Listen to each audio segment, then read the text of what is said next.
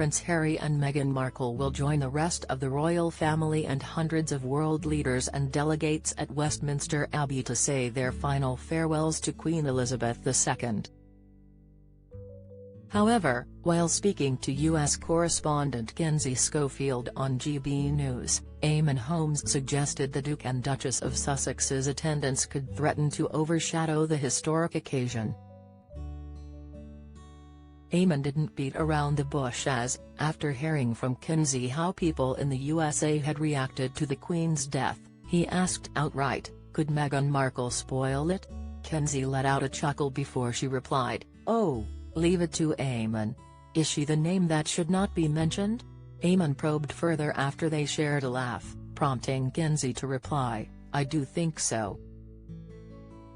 I feel like she is going to spoil it for some people because they feel like Meghan and Harry have done everything in their power to harm the monarchy. And Queen Elizabeth is a reflection of the monarchy of the past few years," she added. Eamonn continued putting Meghan and Harry in the firing line as he quizzed further, "She's going to be here, she's still going to milk it for all it's worth from a point of view that, I suppose, that's currency for her in the future. I suppose if she's here, she's got things to be victimized for in years to come, or am I being too cynical and cruel? Well, I will say we've got a Netflix series coming out," Kenzie replied. "And perhaps this is great material for it, unfortunately." She continued, "I would hope that they would have more class than that, but I'm not sure at this stage in the game." Eamonn continued to shine focus on the Sussexes when she asked about Meghan's brand in the States. Kenzie revealed, "Let me tell you what, it was interrupted full stop by the death of Queen Elizabeth because she was in the middle of a full PR blitz. The cover of The Cut magazine with that bizarre article, she had a cover of Variety which they've had to postpone. Variety magazine, I guarantee you, is a huge win for her.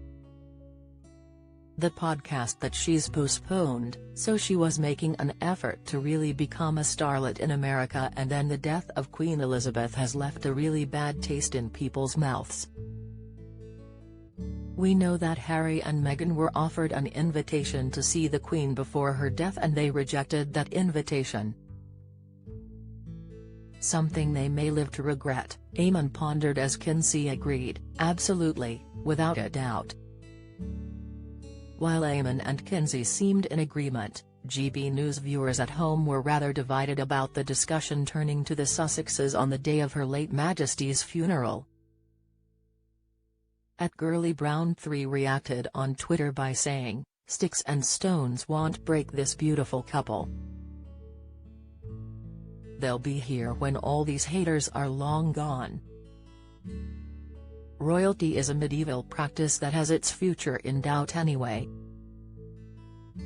I much prefer the world of Harry and Meghan."